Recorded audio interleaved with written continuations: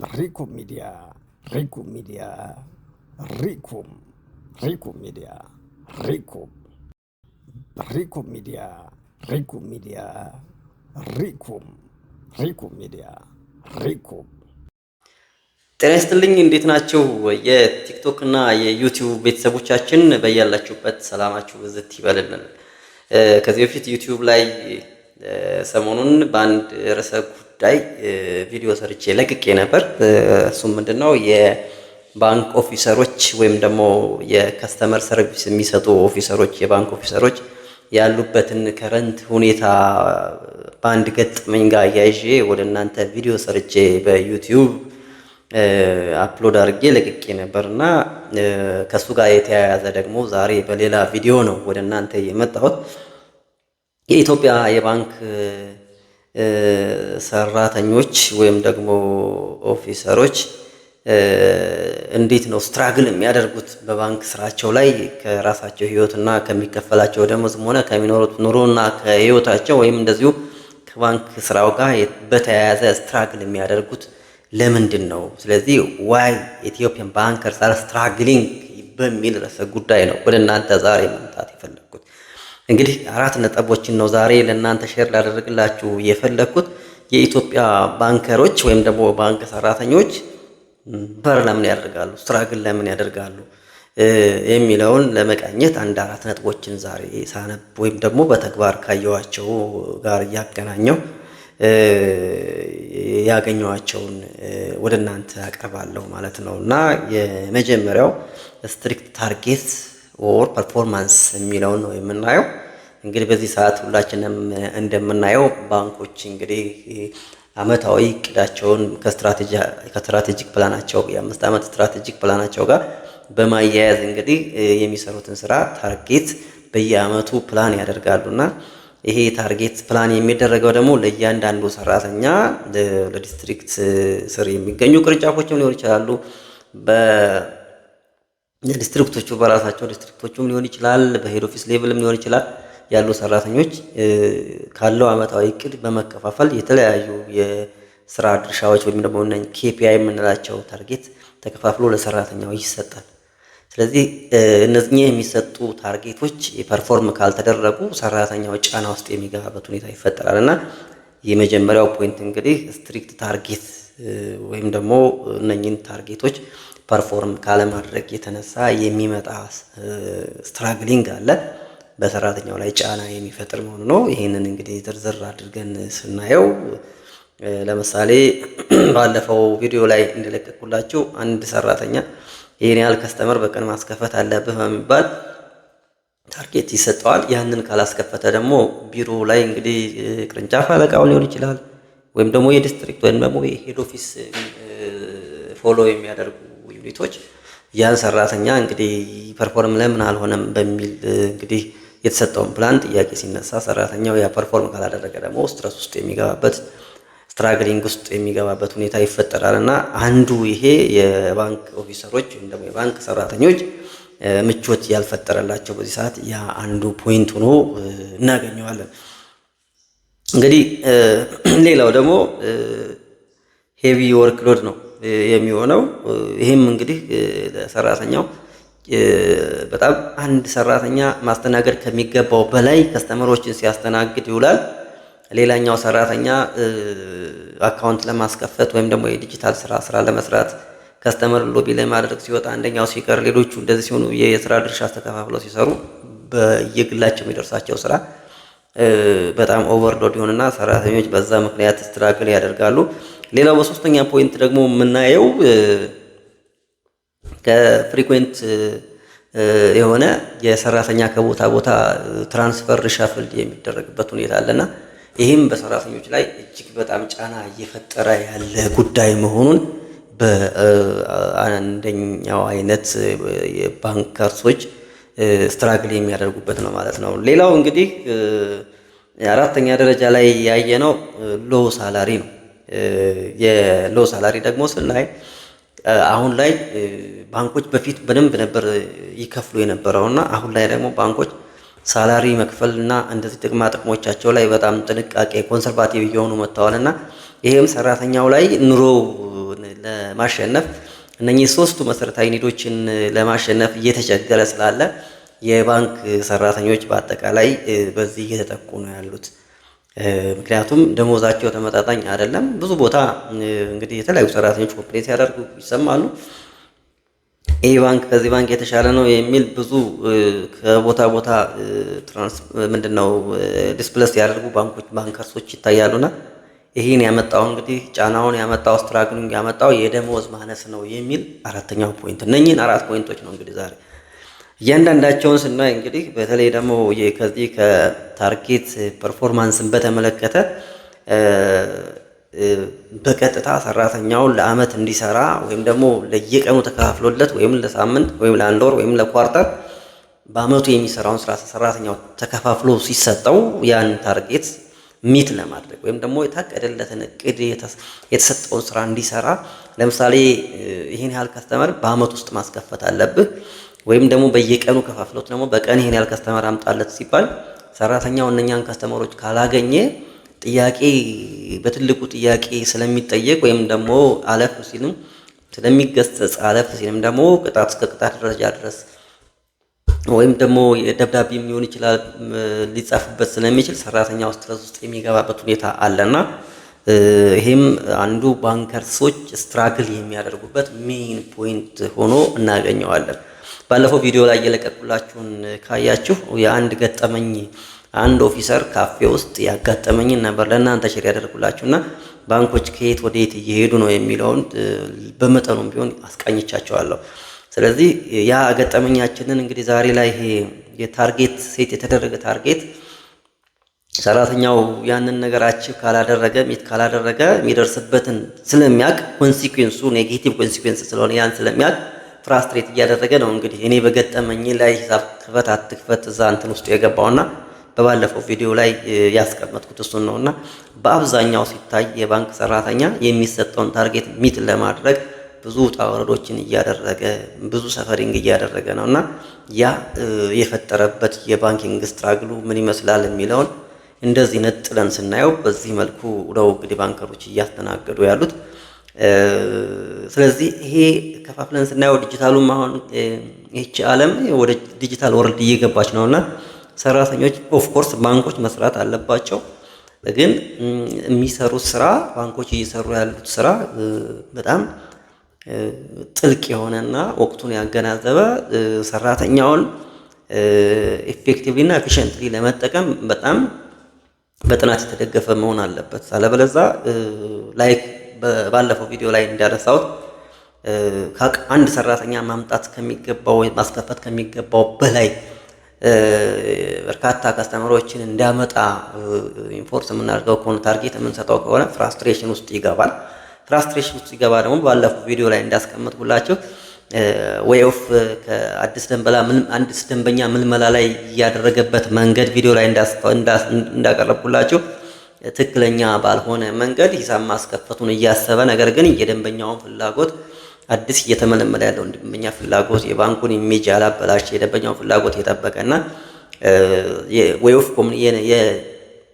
አራት ሰው ስንቀርብ ስናናገር ዲሲፕሊንድ የምንሆንበትን መንገድ ያልተላበሰ ሆኖ ብዙ ነገሮች ውስጥ እየተገባ የሚገኘው አለፍ ሲልም ብዙ ባንከርሶች በተለያየ የተጨበጠ ነገር አንድ ገጠመኝ ለእናንተ ለመናገር እንግዲህ የዚህ አጀንዳ ምሳሌ ሊሆን ስለሚችል ከራሳቸው ባንከርስ ኦፊሰሮቹ ወይም ባንከርሶቹ ከራሳቸው ኪስ የራሳቸውን ደመወዝ በማውጣት አንድን ደንበኛ የሌለ ስም እየተሰጠ ለሱ ሂሳብ ይከፈት ነበር። ከዚህ በፊት ያጋጠሙኝን ነው የምነግራችሁና ይሄ ምናልባት አሁን ላይ እንደዛ ላይሰራ ይችላል። ከዚህ ከፋይዳ ጋር በተገናኘ የዲጂታል አይዲ ስለሆነ አሁን ሂሳብ የሚከፈተው ምናልባት አሁን ላይ የተሳሳተ ሂሳብ መክፈት እድሉ ላይኖር ይችላል። ግን ከዚህ በፊት የዚሁ የስራ ጫና ከመብዛቱ ወይም ደግሞ ደንበኞችን ምልመላ ላይ በርከት ያሉ ቁጥሮች ለሰራተኞቻቸው ባንኮች ስለሚሰጡ ከዛ ጋር ተያይዞ ሰራተኞች ምን ያክል ያልሆነ ነገር ውስጥ እየገቡ እንደሆነ ያጋጠመ ጉዳይ ነውና ይሄ ደግሞ የመጣው አሁንም መልኩን ቀይሮ ምንም እንኳ በዲጂታል አይዲ ቢከፈትም በፋይዳ መታወቂያ ቢከፈትም ስቲል ባንከሮች ግን ካለባቸው የደንበኛ ምልመላ ታርጌት ሴት የተደረገው ፐርፎርም ማድረግ ስላለባቸው ባልሆነ አቅጣጫ በየሻይ ቤቱ በየመንገዱ በየጎዳናው ላይ ባንከርሶች በፀሐይና በዝናብ እየተንከራተቱ ስራ እየሰሩ የምናይበት ሁኔታ ነው ያለው። ሌላም እንደዚሁ ሪሶርሱንም ካየን ከዲፖዚት ሀብት ማሰባሰብ ጋር በተገናኘ ከፎሪን ከረንሲ እንደዚሁም ደግሞ ከወለድ ነፃና ኮንቬንሽናል በተለያዩ ዘርፍ ያሉ የሪሶርስ አይነቶች ወይም ደግሞ የሀብት አይነቶች እነኚህን ለመሰብሰብ ስራ አስኪያጆች፣ ሱፐርቫይዘሮች፣ ኦፊሰሮች እንደዚሁም የዲስትሪክት ሰራተኞች እና ከሄድ ኦፊስ ሰራተኞችም ጭምር የተሰጣቸውን ታርጌት ለማሟላት ስትረስ ውስጥ የሚገቡበት ሁኔታ ነው ያለው እና ምንም እንኳ የባንኮቹ መሰረታዊ ዋናው ስራቸው የኢንተርሚዲየሪ ስራ ስለሆነና ከስተመር አስከፍተው በሚያገኙት ሪሶርስ ወይም ደግሞ ሀብት ማሰባሰብ ነው የኢንተርሚዲየሪ ስራቸውን ኢንቨስት አድርገው ለተበዳሪዎች እጥረት ወዳለበት ባለሀብት ወይም ተበዳሪ ብሩን ኢንጀክት በማድረግ በእነኚህ ሶስት ስራዎች ነው እንግዲህ ኢንተርሚዲየሪ ላይ ሆነው ባንኮች ውጤታማ የሚሆኑት ኢኮኖሚንም የሚያግዙት በዚህ መልኩ ነው። ይህን ዋናው ስራቸው ተቀዳሚ ስራቸው ሀብት ማሰባሰብ፣ ደንበኛ ምልመላ ቢሆንም ግን ጤናማ የሆነ ኢንዱስትሪ ኮምፒቲሽን ውስጥ ካልገቡ ሰራተኞቻቸው ፍራስትሬት እያደረጉ በተለያየ ጊዜ የተለያዩ ነገሮች ውስጥ ያሉ ነገሮች የሚገቡበት ሁኔታ እየተስተዋለ ስለሆነ ለዛም ነው ዛሬ እንግዲህ የስትሪክት ታርጌት እና ፐርፎርማንስ የሚለው አንዱ ፖይንት ባንከርሶች ለምን ስትራግል ውስጥ ይገባሉ። ሁለተኛው ነጥብ ፍሪኩዌንት ትራንስፈር ነው የሚለው በተደጋጋሚ ሰራተኞች ከቦታ ቦታ ትራንስፈር ይደረጋሉ። ይሄ ትራንስፈር ከቦታ ቦታ ትራንስፈር ሲደረጉ ስትራግል ውስጥ የሚገቡት ወይም ደግሞ ስትረስ ውስጥ የሚገቡት ሰራተኞች ቀድመው ከነበሩበት ቀዬ ከለመዱት አካባቢ እየሰሩበት ካለው ወርኪንግ ኤንቫይሮንመንት በተለያየ ምክንያት በተለይ ታርጌት ሴት የተደረገውን ታርጌት ፐርፎርም ካለማድረጋቸው የተነሳና ሌሎችም ግምት ውስጥ በማስገባት ባንኩ ከአንድ ቦታ ወደ አንድ ቦታ ያለ ሰራተኛው ፍላጎት ትራንስፈር ይደረጋል በተደጋጋሚ። ይሄ ደግሞ ሰራተኞች ላይ አዎንታዊ ሳይሆን አሉታዊ ተጽዕኖ ይፈጥራል እና ይሄ የባንክ ሰራተኞችን ስትራግል ውስጥ እንዲገቡ የሚያደርግበት አንዱ ነው። እንደ ቀላል መታየት የለበትም። በተለይ ከሚያውቀው ኢንቫይሮንመንት ካለበት አካባቢ ከለመደው ማህበረሰብ ከለመደው የስራ ቦታ ኦፊስ ኢንቫይሮንመንት ተነስቶ ሌላ ቦታ ሰራተኛ ሲመደብ በዚህ ያልሆነ አየር ንብረትም ሊሆን ይችላል ወይም ደግሞ የቤተሰብ ጉዳይ ሊሆን ይችላል። ልጆች ትምህርት ቤት ገብተው ልጆቹን ትምህርት ቤት እየተማሩ ሊሆን ይችላል። የተለያዩ ጉዳዮች ውስጥ ያን ኢኮኖሚካሊም ሶሳይቲ ውስጥ ያለውን የሶሻል ኢምፓክትም እነኚህ ነገሮች ሊነካ ሊያፋልሳቸው ስለሚችል ሰራተኛውን ኮንፈርት ወይም ደግሞ ምቾት አይሰጠውም የሚል እሳቤ ነው ያለው። ሌላው እንግዲህ የስራ ጫና ይሄ ሄቪ ወርክ ሎድ የምንለው የስራ ጫናም አንዱ የባንክ ሰራተኞች ባንከርሶች ስትራግል የሚያደርጉበት አንዱ የስራ ጫና ነው። እንግዲህ ያው ስራ ጫና ባንኮች የሰው ኃይል አቅማቸውን የሰው ኃይል አጠቃቀማቸውን ሞር ኤፊሽንት ለማድረግ ወይም ደግሞ ኮስት መቀነስ ላይ ናቸው ባንኮች ዚስ ታይም እየገቡ ያሉት። ሁሉም በሚያስችል መልኩ የንግድ ባንኮች ወጪ ቅነሳ ላይ ስለሆነ እየገቡ ያሉት። ወጪ ለመቀነስ ደግሞ ይሄ ፊክስድ የሆነ ማይቀር ወጪ የሚባለው አንዱ የሰራተኛ ደሞዝ እስከሆነ ድረስ ሰራተኛ ቅነሳ ወይም ደግሞ የያዙትን ሰራተኛ እያመጣጠኑ ቅርንጫፍ ሲከፍቱም ወይም የተለያዩ ስራዎችን በተለያዩ ዩኒቶች ውስጥ መስራት ይፈልጋሉና ባንኮች ይህንን ነገር እንግዲህ የሚጠቀሙ ከሆነ በወጥነት ሲጠቀሙ ሰራተኛው የስራ ጫና በሶስት ሰው በአራት ሰው ይሰራ የነበረውን በአንድ ሰው ማሰራት ይጀምራሉ ማለት ነውና ይሄ ደግሞ በዲጂታል ወይም ደግሞ በቴክኖሎጂ ሲደገፍ ኢንተርናሽናሊ ፕራክቲሲብል ነው። ምን ማለት ነው? ዲጂታል ወደ ሞድ ብዙ ስራዎች የሰው ንክኪ ወይም ደግሞ ሰራተኛ ብዙ ሳይኖር ደንበኛው በራሱ ቨርቹዋሊ ወይም ደግሞ ቴክኖሎጂን ተጠቅሞ ዲቫይሶችን ተጠቅሞ በሰው ይሰጠው የነበረውን ሰርቪስ በነዛ እየተተካ ስለሆነ ከዚህ አንጻር በፖዚቲቭ ልናየው እንችላለን፣ የሰራተኛ ባለበት ወይም ደግሞ መቀነስን፣ የሰራተኛ ደሞዞችን መቀነስ። ነገር ግን ባንኮች ያንን ቴክኖሎጂ ሙሉ በሙሉ አዶፕት ሳያደርጉት ወይም ወደዛ ሳይገቡ አንዳንድ ባንኮች ኮስት ቅነሳ በሚል የሰራተኞችን ተጨማሪ ሰራተኞችን ከመቅጠር ተቆጥበው አንድ ሰራተኛ ላይ ወርክ ሎድ በሚያበዙበት ጊዜ ይሄ ሰራተኛ ኦቨርሎድ በሚሆንበት ጊዜ ስትራግል ውስጥ ይገባል፣ ስትረስ ውስጥ ይገባል እና ዲሳቲስፋክሽን ነው ይሄ ራሱ ማለት ነው። በመስሪያ ቤቱ ያለመርካትን ሁኔታ ሊፈጥር ስለሚችል ይሄም ሊታሰብበት የሚገባ ጉዳይ ሆኖ አግኝተነዋል። ሌላው እንግዲህ በዋናነት ዛሬ ካመጣሁላቸው 4 መሰረታዊ ነጥቦች የባንክ ሰራተኛን ስትራግል ውስጥ ሊከቱ የሚችሉ ካልኳቸው ውስጥ አንደኛውና መሰረታዊና ዋናው ማለት እንችላለን የደሞዝ አለመጣጣም ነው። ስለዚህ ሰራተኛው እነኚህን ሁሉ ስራዎች እየሰራ ባንኮች በተለያየ ስቲፍ የሆነ ኮምፒቲሽን ውስጥ አልፈው የተሻለ ትርፋማ ናቸው ይባላል። እስከዛሬ ባለው እንግዲህ በአብዛኛው የሚባል መልኩ የግል ባንኮች በየአመቱ ጥሩ የተሻለ ትርፍ የሚያተርፉ ናቸው ተብሎ ይታመናል። ሪፖርቱም እንደዛ ነው የሚያሳየው። ይሄ ባለበት ሁኔታ ላይ ግን ሰራተኞቻቸውን በዛ ልክ ኮምፒቲቲቭ የሆነ ሳለሪ መክፈል ይጠበቅባቸዋል። ነገር ግን አሁን ላይ በተለይ ደግሞ ከዩኒቨርሲቲ ግራጁዌት አድርገው ወደ ባንክ ስራ የሚቀላቀሉ ባንከርሶች ደሞዛቸው በጣም አነስተኛ ከመሆኑ አንጻር የመሰረታዊ ፍላጎቶቻቸውን እያሟሉ አይደለም። ይሄ እንግዲህ ብዙ ሰራተኞችን አሁን ስትራግል ውስጥ ከቷቸዋል። በኪራይ ያለ በኪራይ ፍሌት ያደርጋል። እንግዲህ ማርኬቱን ተከትሎ ኢኮኖሚውን ተከትሎ የኑሮ ወጪዎች ደግሞ የተለያዩ ወጪዎች አሉ።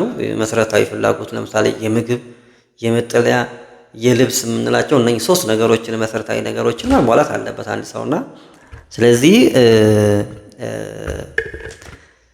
እነኚህን ነገሮች ግን በተለይ ጀማሪ ሰራተኞች የባንክ ሰራተኞች ይህንን መሰረታዊ ነገሮቻቸውን እያሟሉ እንዳልሆነ የተለያዩ ጥናቶች እያመለከቱ ነውና ይሄ ነው እንግዲህ ዋናው ባንከሮች ስትራግል የሚያደርጉበት አንዱና ዋናው የደሞዝ ከሚሰሩ ስራ ጋር ተመጣጣኝ የሆነ ከኢኮኖሚው ጋር ከመሰረታዊ ፍላጎታቸውን ከማሟላት አንጻር ጋር እኩል ተመጣጣኝ የሆነ ደሞዝ እየተከፈለ አይደለም የሚለው አንዱ ሆኖ እናገኘዋለን።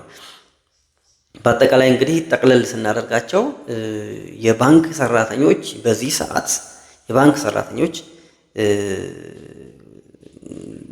ማለት በተለያዩ አሁን ባነሳዋቸው ፖይንቶች እንግዲህ 4 ፖይንቶችን አንስቻለሁ። በእነዚህ ምክንያት ለመጥቀስ ያክል የታርጌት ፐርፎርም አለማድረግ፣ ፍሪኩዌንት ትራንስፈር ከቦታ ቦታ ሰራተኞች ሲቀያየሩ፣ የስራ ጫና፣ በአራተኛ ደረጃነት ደግሞ የደሞዝ አለመጣጣም። እነኚህ 4 ነጥቦች 4 ጉዳዮች በባንክ ያሉ ሰራተኞችን ስፔሻሊ ደግሞ አዲስ የሚቀጠሩ ሰራተኞችን ኦፊሰሮችን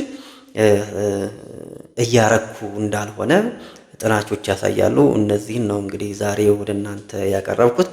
በአጠቃላይ እንግዲህ ለባንኩ በጣም የጀርባ አጥንት ሆኖ ባንኮች ትርፋማ እንዲሆኑ የባንኩ ከጀማሪ ኦፊሰሮች እስከ ባንኩ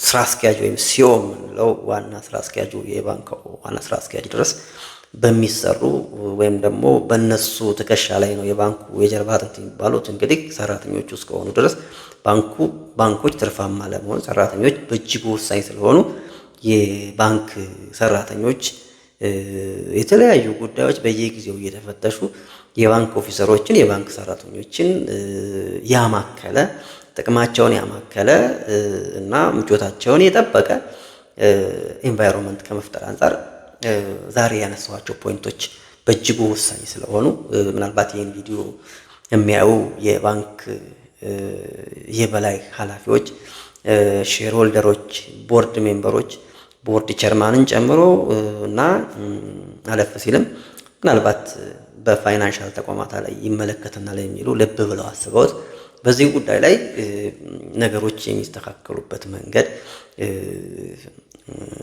መፍትሄ ቢበጅለት የሚል ሀሳብ አለኝ። ለዛሬ እንግዲህ ይህን ይመስላል። አድነው አስማረ ነበርኩ። በያላችሁበት ሰላማችሁ ይብዛልኝ። መልካም ጊዜ። ሪኩም ሚዲያ ሪኩም ሚዲያ ሪኩም ሚዲያ ሪኩም